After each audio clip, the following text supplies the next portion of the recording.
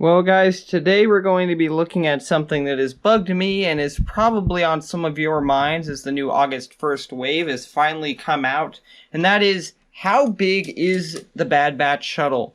It's a $100 set, and people are probably expecting a pretty good size model for that price point. Today I'm going to show you how big it is compared to other sets that you may have better understanding of as far as the size. Now before we start, we're going to do some very important math. That's right guys, I can actually do math. We're going to be doing some math today to get the specs of this really cool ship. The width of this entire ship with the wings up is just about 5¼ inches. Now, take that as you will. It's not supposed to be super wide because the ship itself isn't super wide. Now, the height of this ship is just about 8 inches, give or take, a little bit less. Now, I think for most people, a big factor into this set is the wingspan. Now, the wings themselves, if we're looking at the width, they're just about 11 inches, going from here to here. Now, each wing itself is only about 6 inches, which actually isn't a whole lot. The first thing we're going to compare is the wingspan of this set and the size relatively compared to the Krennic Shuttle set from the Rogue One wave of sets. As you can see, Krennic Shuttle is much bigger, and I'm not going to do the specs of this one really just because we have other ships to compare to that, but the main thing I want to compare is, surprisingly, this is one of the only sets I have where the wings fold down, actually.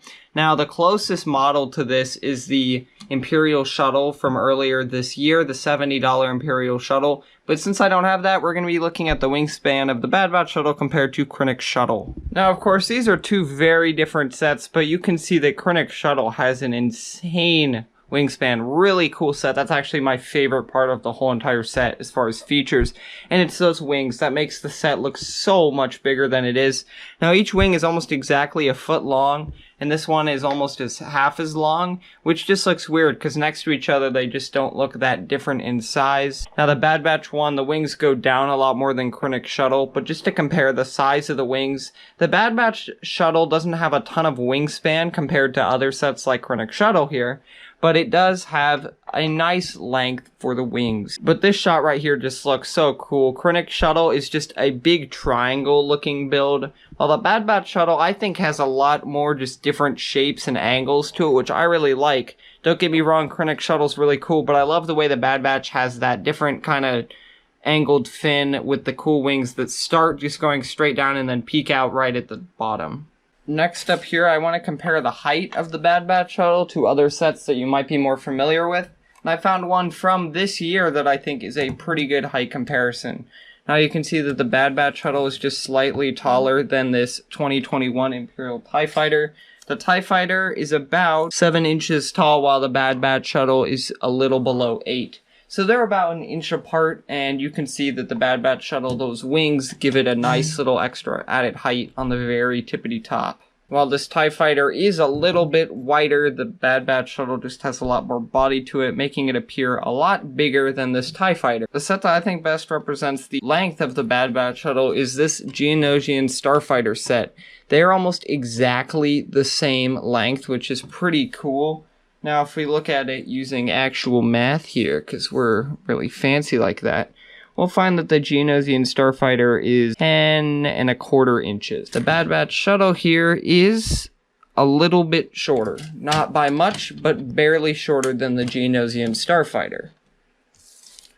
Before we close out, one more vehicle I want to look at. This Headhunter vehicle has almost the exact same height for the wings when they're up. Now, the Bad Batch Shuttle, the wings go down as we saw earlier, but this one, the wings go out. And when the wings go out, we can compare it to the wings out on the Bad Batch Shuttle.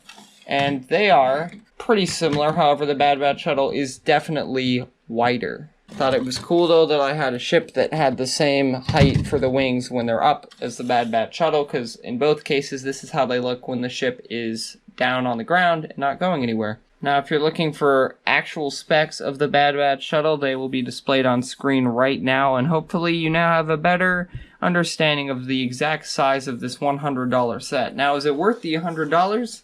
Yes, it certainly is. Well, I'm not going to get into that in this video because I think there's a time and a place to talk about it. It is definitely worth $100.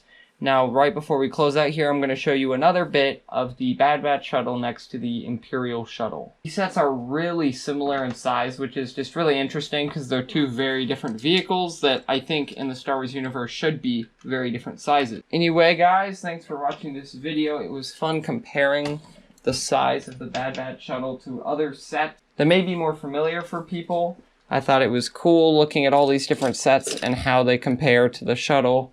If you enjoyed, leave a like and let me know in the comment section down below if there's any other sets you'd like me to compare, review, or just show the size for. The Bad Batch Shuttle does have a smaller size compared to a lot of other ships that exist in LEGO, but it is a very cool set.